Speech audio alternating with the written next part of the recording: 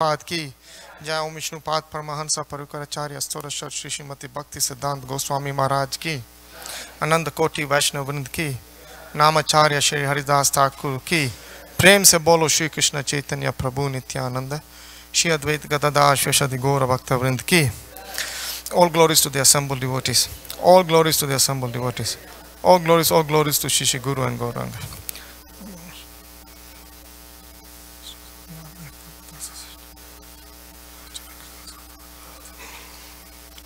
So we are reading from Srimad Bhagavatam, Canto 10, Chapter 13, Text 64.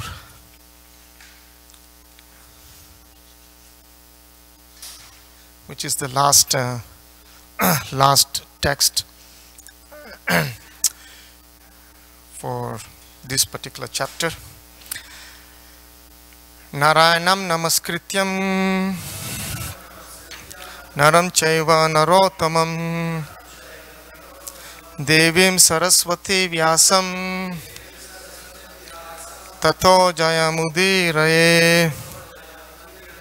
Before reciting the Srimad Bhagavatam, which is the very means of conquest, one should offer respectful obeisances unto the personality of Godhead, Narayan, unto Nar Narayan Rishi, the supermost human being, unto Mother Saraswati, the goddess of learning, and unto Srila Vyasadeva, the author. Nast prayesu abhadresu nityam bhagavat sevaya bhagavate uttam shloke Bhaktir Bhavati Nashtaki. By regular attendance in classes on the Bhagavatam and by rendering of service to the pure devotees, all that is troublesome to the heart is almost completely destroyed, and love in service unto the personality of Godhead, who is praised with transcendental songs, is established as an irrevocable fact. Om Namo Bhagavate Vasudevaya. Om Namo Bhagavate Vasudevaya. Om Namo Bhagavate Vasudevaya.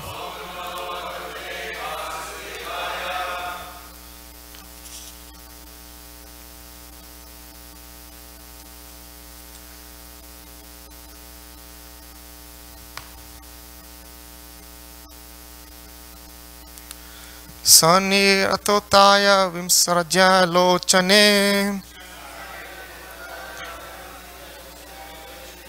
mukandam udviksha vinamra kandara kartanjali prasrayavan samahita savepatu gargadaya dilatlaya Sanir atotaya vimrasya lochane mukandam udiksha vinamra kandara kartanjali prasrayavan samahita savepatu gadgada yailal Talalaya Sanir atotaya vimrschaya lochane Mukundam udviksha vinamra kandara Kartanjali prasrayavan samahita Save patu gadgadaya lalite lalaya. Please repeat.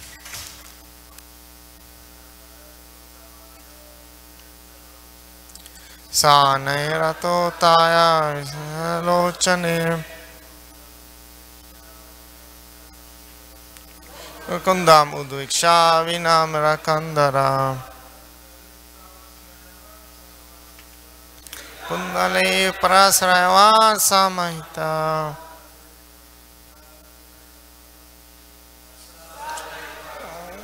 Gargadaya Lalitataya.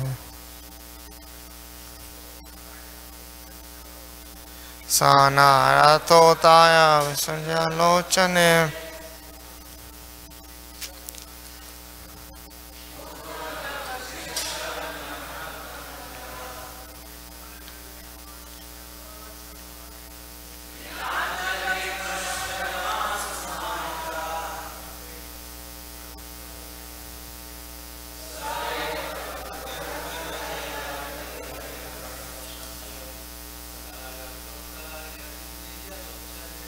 Sanaratotaya Visanjalochane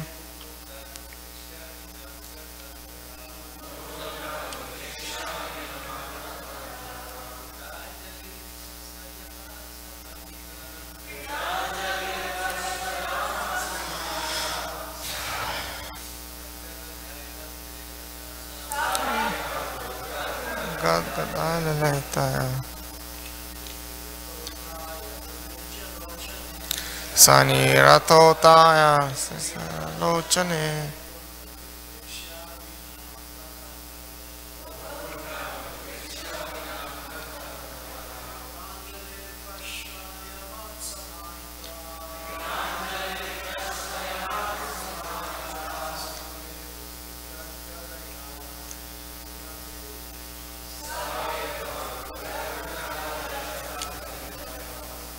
Mataji's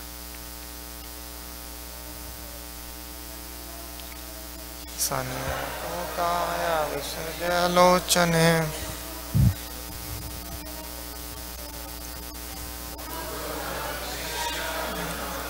Nara Kritanjali Prasarayavan Samaita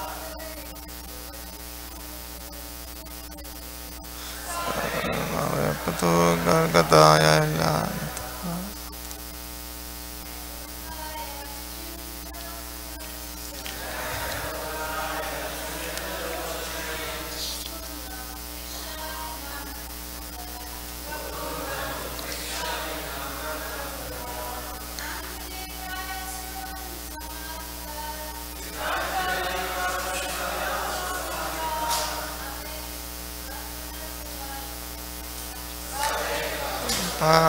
Gadaya Letalaya. Word to word meaning.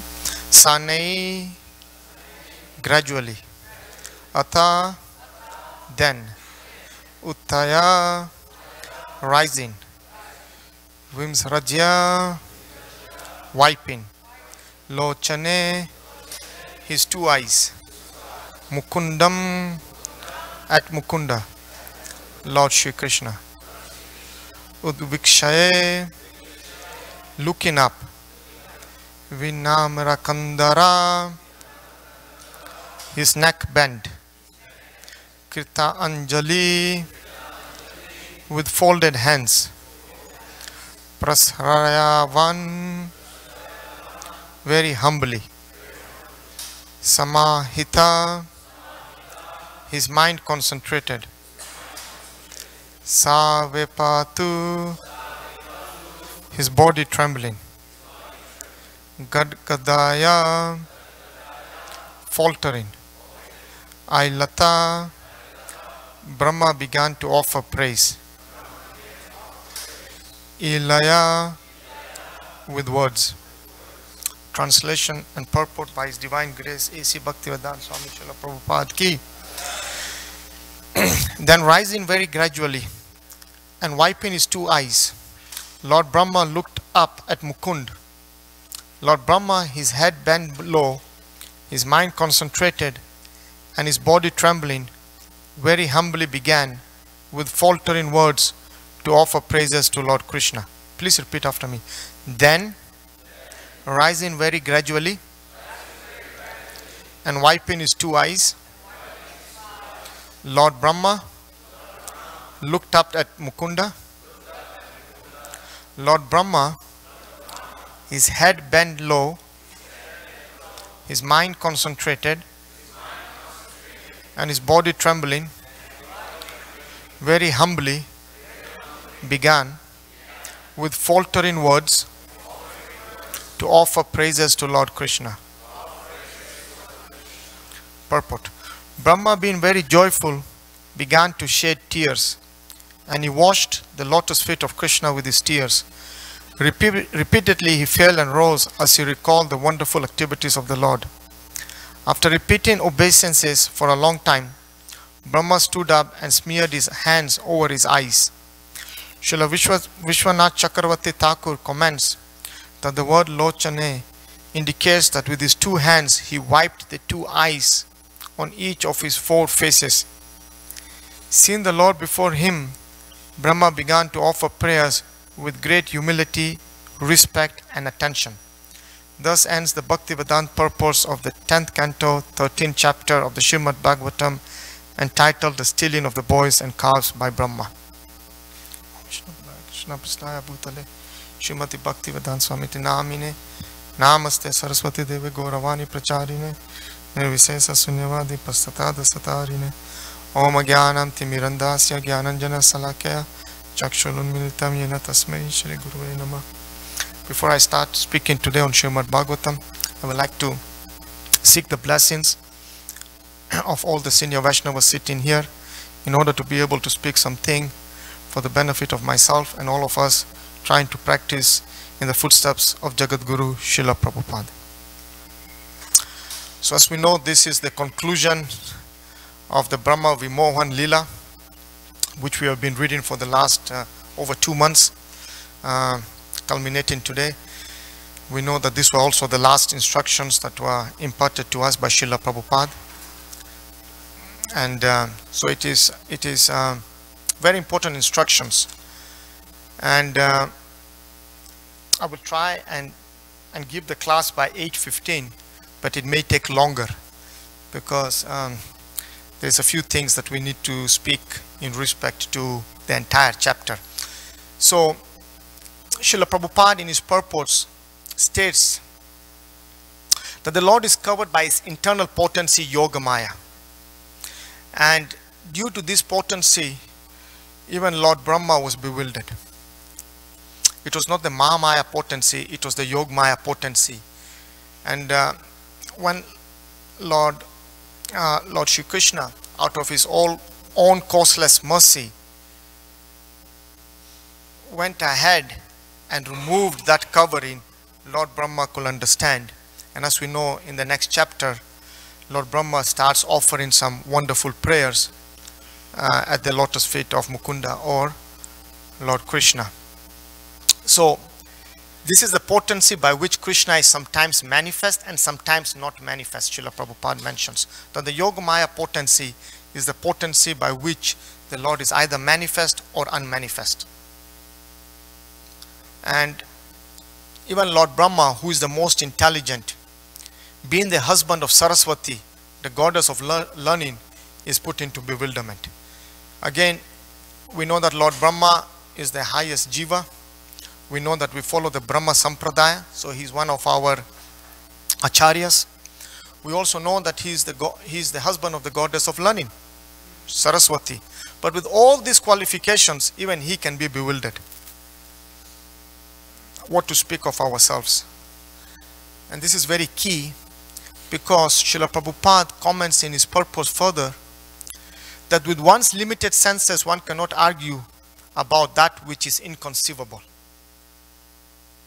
And this was one of the things, as we know from the previous translations and purports by Srila Prabhupada.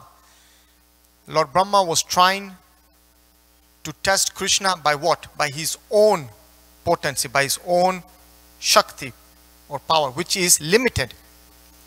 And he was trying to understand with his limited senses that which is inconceivable. Srila Prabhupada continues to mention that the inconceivable is called achintya, that which is beyond chintya, which means our thoughts and arguments. So something that is again achintya, which is beyond our arguments and thoughts, cannot be understood by speculative knowledge. And Prabhupada and in the Gita we have a lot about this, that through the process of speculative knowledge we cannot understand Krishna or dry arguments. Why? Because the Lord is beyond this. Srila Prabhupada continues to mention that achintya refers to that which we cannot contemplate but have to accept. Very clearly, we cannot contemplate on it, we have to accept it. We have to accept it as it is. That's why Bhagavad Gita is as it is. Because the knowledge comes in the descending order. When you try to start figuring it out through the ascending process, through our own small intelligence, we get into this bewilderment. Oh, why is it that sometimes, we have these statements which contradict itself? That's why the Lord is called Achintya Bheda Bheda Tattva, inconceivably one and the same. So we have to understand this mood of how we have to understand this knowledge. And Srila Jiva Goswami has said, unless we accept Achintya in the Supreme, we cannot accommodate the conception of God. So Jiva Goswami, one of our 6 acharyas, has very clearly stated also that we have to accept Achintya. Achintya, again I say, it refers that that which we cannot contemplate as the Supreme. Because without that, we cannot even accommodate the conception of God. Achintya cannot be ascertained by argument. Materialists want to understand everything by the Aroha Pantha process. Srila Prabhupada, in his previous purpose in this chapter, uses the word Aroha Pantha, which means by argument and reason. That today's current materialists, or the so-called philosophers or scientists or people with education, are always trying to reason everything on the basis of argument. And you cannot understand transcendental matters by this process. However, transcendental matters cannot, obviously cannot be understood by these matters. As we know, there's a famous shloka, Bhaktyatu Ananya Sakya, Aham Evam Vidu Arjuna, Gyatum Drastum Cha Tatvena, Pravestam Cha Parantapa. My dear Arjun, only by undivided devotional service can I be understood as I am, standing before you, and thus be seen directly. Only in this way can you enter into the mysteries of my understanding. So, Srila Prabhupada continues to explain that we have to accept this process as the Avaroha Pantha. There is the process which the materialists try to speculate, reason and argument, which is called the Aroha process. And then there's the Avaroha process which we accept, which is the descending, the process of descending knowledge through the Parampara system. Evam Parampara Praptam. Imam Rajaso Vidu Sakalena Mashta Yoga Nashta Parantapa. That we are accepting the process of Parampara. Bewilderment is caused even for Brahma as he adopts the Aroha Pantha to understand Krishna's mystic power by his own limited conceivable power. As I had mentioned earlier, that this was one of the challenges that brought him into bewilderment, because Brahma was trying to use the same process of understanding Krishna. Now, it can be argued that why do great devotees like Brahma, Narad, are put into such situations of bewilderment? And Srila Prabhupada comments that this is done for 2 reasons. One reason is it's the causeless mercy of the Lord on his pure devotees, so they can advance further. And the second reason is for ordinary human beings like ourselves to learn from this. Because the Lord has to teach us through a process, and the process is taught through a pure devotee. So, it is very important for us to understand why this was done. And again, there is a famous shloka that we all know, Bhaktya mam abhijanati yavan yaschasmi tatvata tato mam tatvato gyatva visate tad anantaram. One can understand me as I am, as the Supreme Personality of God, and only by devotional service again. And when one is in full consciousness of me by such devotion, he can enter into the kingdom of God. So in the Bhagavad Gita, again there is the Bhakti Mama Bijanati. So again it is devotional service, devotional service. So Srila Prabhupada comments that he who accepts the truth on the strength of the authority of the Vedas and the Supreme Personality of Godhead, and who does not waste time in philosophical speculations, attains the highest perfectional stage of liberation. Srila Prabhupada then mentions about stopping the neti and neti business. I don't know if all of you know what what Prabhupada means by the neti business. It is not this, it is not that, as we know. That's what we speculate. It is this, or it is not this. Prabhupada says, stop all this. This is nonsense. He just says, stop this. We can't be speculating on things. We have to accept it as it is, as it comes through the descending process. So Prabhupada is very clear about stopping this business of neti.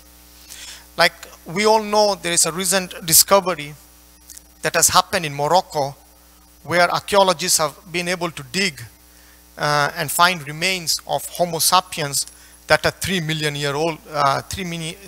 years old, which has shaken the whole philosophy on the Olduvai Gorge and the first remains of mankind. So you can see that it has always been challenged because this knowledge is not pure. Why is it not pure? Because it is being presented by people who are under the 4 defects and that are conditioned. But this knowledge cannot be challenged. It was spoken 5,000 years ago. The Lord says, I spoke this process to Vivaswan. From Vivaswan it was spoken down. And again I'm repeating it to you. He's repeating it to him. He is not changing it. It is being presented as it is from time immemorial. And never does it come to a stage that we are saying, oh, by the way, things have changed because we are in Kali Yuga. Things have changed because we are in Los Angeles, or things have changed because we are here or there. No, there is no neti in this process. It is pure. It is transcendental. Raja Vidyam, Raja Guhyam is the highest knowledge. And so, that is why we accept it as it comes. Srila Prabhupada is very clear on this. And that's why we should have an element of faith. And faith is what? Is to have strong belief based on spiritual apprehension rather than proof. And what is spiritual apprehension? It is the understanding on a direct and immediate level. That's the dictionary definition of apprehension, spiritual apprehension. Direct and immediate level. So what is that direct and immediate level? Srila Prabhupada. As the true representative of Lord Krishna, he is giving us this information. So it is for our benefit to grab onto it and propel ourselves forward in this science of Krishna consciousness. The lesson, as I said, the lesson that we learn from this chapter, which is very important, is basically that this is done by the Lord to teach us as ordinary human beings about the process, and also to give special mercy to his pure devotees. Srila Prabhupada then also comments that anyone who is born materially is subject to bewilderment. And in our own practical lives, especially in mine, I am bewildered at every moment. There is no question about it. Even in the material, when I'm doing things materially, I keep on questioning myself. Did I do it this way? Am I meant to do it this way? Is it right what I'm doing? So this also is challenging us, because we are born materially. So Srila Prabhupada very clearly says this. And then Srila Prabhupada continues to mention that under the 3 modes of material nature, bewilderment occurs, and those in bewilderment cannot understand that transcendental to this material nature is the Supreme Lord Shri Krishna. Because we are constantly under the 3 modes of material nature. Even in the modes of goodness, Srila Prabhupada mentions, which is the highest mode, it is, we have to transgress that mode also to understand pure love of Krishna. So anyone born materially is subject to bewilderment. And under the three modes of material nature, it is very difficult to understand this nature of the Supreme Lord, Shri Krishna. But the Lord, through His causeless mercy, orders release from the clutches of this material energy by His causeless mercy onto the surrendered soul. And why does He do that? He does that because of His parental affection, because He loves us as His children. So it is only by the mercy of Guru and Lord Krishna that this curtain of Yoga Maya, the three modes of material nature, all that is removed so we can understand Krishna. And therefore, surrendering onto the lotus feet is the only way to be free from the stringent law of material nature. Srila Prabhupada comments that also. That only by surrendering onto the lotus feet can we come out of these clutches. And that's why towards the end of Gita, the Lord says, Sarva dharma parityagya mam ekam saranam varaj aham tam sarva pabhyo mokshami masucha. Abandon everything and just surrender unto me. This is very important.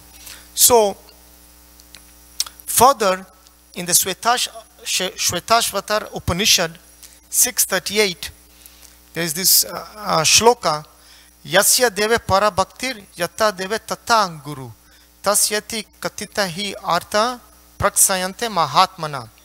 Only unto those great souls who have implicit faith in both the Lord and the spiritual master are all the imports of Vedic knowledge automatically revealed. Again, the stress is again being placed on devotional service.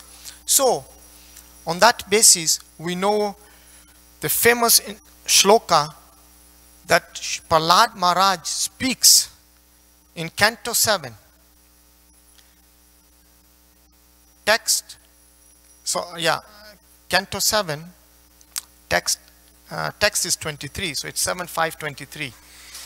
Srila Prahlad Maharaj speaks about Shravanam, Kirtanam, Vishnu Smaranam, the 9 processes of devotional service. And Srila Prabhupada elaborately explains in his purports, which is about 5-6 pages, each and every process very, very clearly to us. So what I have done is that I have compiled notes out of the 9 processes of devotional service which we should be practicing. So we start with Shravanam. And Srila Prabhupada mentions, hearing from Srimad Bhagavatam is considered the most important part of hearing. Srimad Bhagavatam, he doesn't say anything else. He says specifically Srimad Bhagavatam. Why? Because Srimad Bhagavatam describes the transcendental activities of the Lord's pastimes. And Srila Prabhupada mentions that unless one hears about the holy name, form, and qualities of the Lord, one cannot clearly understand the other processes of devotional service. That's why earlier in other purpose, Srila Prabhupada very clearly mentions that Shravanam is the first process of devotional service. So, Shravanam Kirtanam, chanting of the holy name, is the principal method of advancing in spiritual life, Srila Prabhupada says. So then Kirtanam comes in. That this is the principal method of advancing in spiritual life. However, Srila Prabhupada also mentions in his purport that Kirtanam is effective as long as you are avoiding the 10 offenses, which we chant every day. To blaspheme the devotees who have dedicated their lives for propagating the holy name of the Lord, to consider the names of demigods like Lord Brahma or Shiva to be equal to or independent of the name of Lord Vishnu. So the 10 offenses, we should guard against those. So if we are doing Kirtanam, the chanting of the holy name, but we are not taking care of the offenses, then the potency is being diluted. Srila Prabhupada then mentions that to be elevated in chanting the pure holy name and thus become lover of the Supreme Lord. So eventually, when we are checking our offenses and we are chanting of the holy name, we elevate to the point of becoming a lover of the Supreme Lord, because we have that relationship being created through that Sambandha process. And Chaitanya Mahaprabhu has given us a very important instruction in which mood we should actually be chanting, which is Trinadapi Sunichena Tarorapi Saisnuna Amanina Manadena Kirtaniya Sadahari. That we should chant the holy names of the Lord in a humble state of mind, thinking oneself to be lower than a blade of grass, and offering respect to others. In this mood we should be chanting. So Srila Prabhupada emphasizes these three very important things in our Kirtanam. So to see that everyone is awake, what were those three things? First one,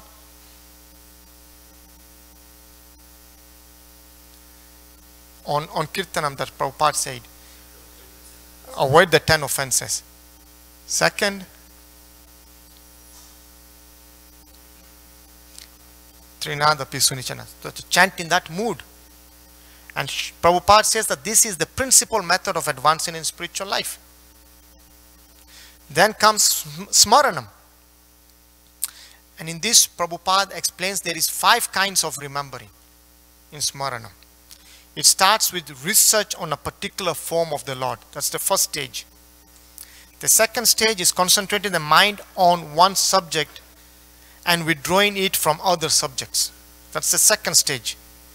Then the third stage is concentrating upon a particular form, which is called meditation. And then the fourth stage is concentrating one's mind continuously on that form of the Lord. And the final stage is awakening a likening for concentration on that particular form continuously, which is Samadhi. So those are the 5 remembering processes of Smaranam. And then there is Pada Sevanam. And Srila Prabhupada comments in his purport, intensely attached to the Lord's lotus feet is called Pada Sevanam.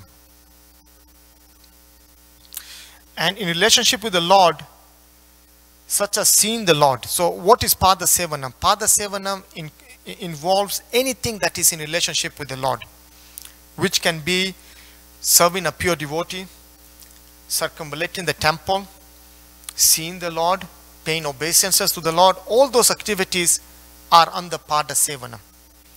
And then we go to the next process, which is Archanam, worship of the deity. And it was very interesting what Srila Prabhupada has to say about this. Prabhupada says, Grihastha devotees should take to deity worship. If they do not, their falling down is positively assured. These are not my words. These are words of Srila Prabhupada. Positively assured. So that was kind of a awakening. Especially for Grihasthas, Srila Prabhupada says that deity worship should be done. And if it's not been done, it is positively assured that you will fall down. Srila Prabhupada then continues to say, any householder devotee circumstantially unable to worship the deity must at least see deity worship. That if circumstantially, for whatever reason, beyond their control, they cannot do deity worship, then they should at least see deity worship. And this is for all our internet viewers today. At least see the process of deity worship. Srila Prabhupada then continues to clarify on this subject that although chanting of the holy name is sufficient, one is susceptible to contamination because of possessing a material body, and consequently the stress is given to the Archana Vidhi and to the Archa Vigraha form. That, as we know, Srila Prabhupada mentioned that the most important thing in the age of Kali is chanting. So he's clarifying here that because we are susceptible to contamination because of possessing a material body, that is the reason that this Archana Vidhi is recommended. And Srila Prabhupada then mentioned something very important. He says that all Grihastha devotees must attend all the festivals. And we know that Los Angeles is blessed with festivals. So he gives direct instructions to the Grihasthas that any appearance day, Lord Nashinga appearance day, Jannamashtami, Rukmani appearance day, Radhastami, all the festivals Grihasthas must take part in. Then we come to Vandanam, which is prayers to the deities.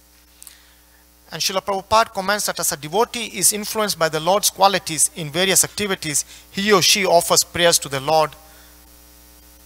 And this is Vandanam.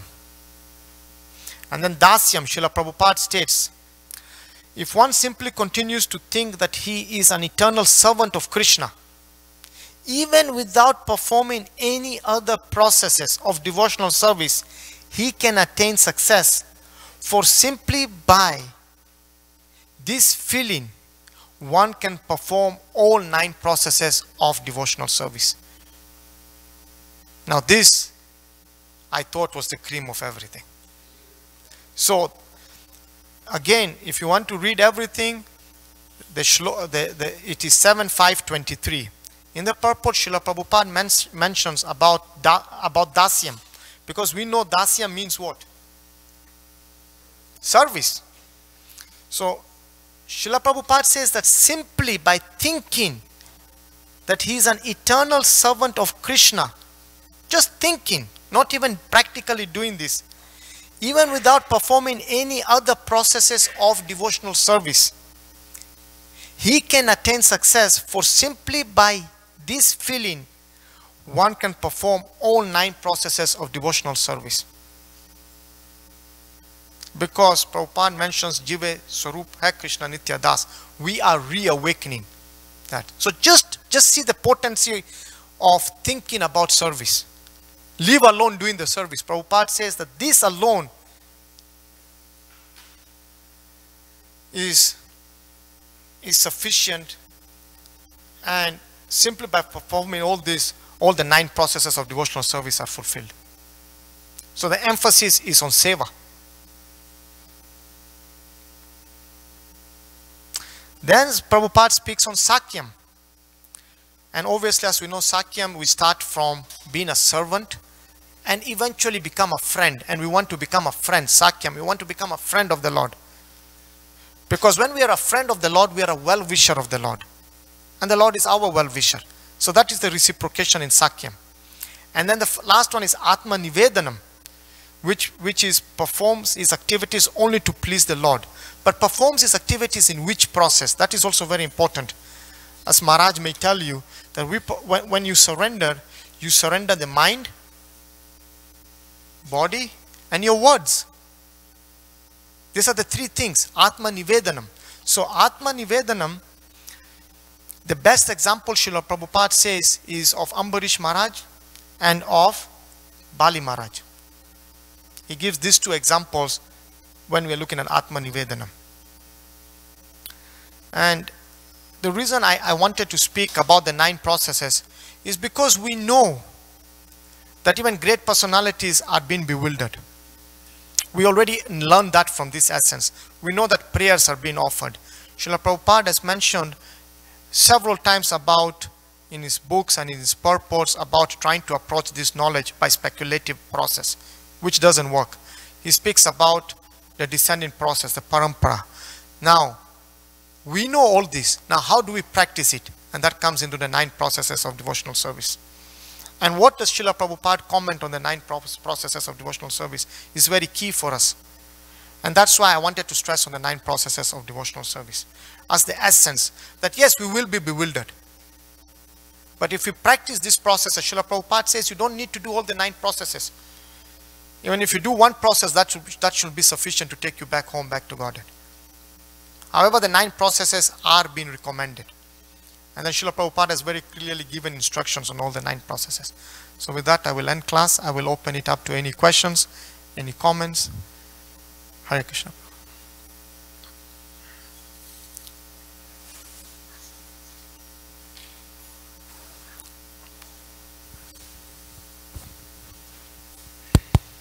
Thank you for the nice class. In the middle of your speaking, you kind of asked a question, but then you answered it. You said, so why are great personalities put into illusion, like Lord Brahma, Narada? Can you give an example when Narada Muni was put into illusion? I couldn't think of it. That's very good question. Narad Muni was put into illusion because he thought that Lord Brahma was the Param Bhagwan. That is also illusion, because he did not know that the Supreme Lord, that although Lord Brahma is his father, there is an eternal father to also Lord Brahma. So that is an illusion, because if you look at it, Srila Prabhupada comments in the purports that Narad Muni was a learned scholar. We also, Narad Muni is one of our acharyas in the Sampradaya. So as an acharya, he should have known that there is a Supreme Personality of Godhead that is beyond Brahma. So that is what Srila Prabhupada comments in his purport, that is what also put Narad into illusion, because he did not know that Lord Krishna was, which is surprising, because as you know, Narad Muni is always moving with his veena, chanting the names not of Brahma but of Narayan. As we know, Narad Muni doesn't chant the name of Brahma, but how can he be chanting, and yet he is considering Brahma to be the supreme authority? You understand? So there is a bewilderment there, and when there is a bewilderment, boom, Krishna has covered you, has given you a slap. Makes it clear? Yeah. Maybe Archita Prabhu can add to it, or anyone else. Maharaj may have something to say to it. But that was what I read, and that's what I understood. Yes. Very nice class, Prabhuji. You said that just by thinking that you are eternal servant of Krishna, then you said you can perform all other 9 processes. So what does it mean? Again, it's not me, I said it. I am only repeating, I'm the postmaster here. I'm repeating the words of Jagat Guru Srila Prabhupada. And I am in no capacity to challenge or say, what do I mean by this? It is clear English. I know you come from Italy, so maybe there is some, but it's clear spoken English. Prabhupada is telling us, that's why we are speaking about the descending process. That's why we are accepting Guru. But I'll let Archita Prabhu explain further. But again, it is not me, it is Srila Prabhupada stating this. I'm just correcting you. He's not from Italy, he's from Croatia. Which is part of former Yugoslavia. And they have a very unique way of thinking. Once I was in New York, I think it was about 88, 89, Harikesh Prabhu was giving class. And one Croatian young man stood up and asked this long, elaborate question. And Harikesh looked at him and said, "Where are you from?" He said, at that time it was still Yugoslavia. He said, "Yugoslavia." He said, "Oh, now I understand." So, but anyway, the feeling leads to thinking, leads to acting. So if you actually feel that you're an eternal servant of Krishna, then you're going to act like one. Not that you just sit around saying that I feel like a servant and then you do all nonsense. If you actually feel that you're Krishna's eternal servant, then you'll act on that platform, which means that every moment you'll be engaged in some type of devotional service. You know, towards that effect, I also remember some senior devotees stating that sometimes you pretend to do things, but before long, because you're pretending it, it becomes second nature, and it has become second nature, and you've become perfect at it. You're no longer pretending. So, you know, just thinking, like Archita Prabhu said, when you're thinking, contemplating, all, it is going to lead to service. But the emphasis by Srila Prabhupada is on the seva mood. And that was exhibited by Srila Prabhupada in his own practical life. As we know, Prabhupada never sat back. He was the Senapati. At 70 years, like Swavas Prabhu mentioned yesterday, at 70 years, how many people can think of starting a global movement? That is his seva to his Guru Maharaj. At the age of 69, he is ready to serve his Guru Maharaj. But before, he was thinking about it, and then he started actually doing it. So please read Srila Prabhupada's books and follow Srila Prabhupada's instructions, and do not contemplate on things. We don't have that time. Hare Krishna. All glories to Srila Prabhupada.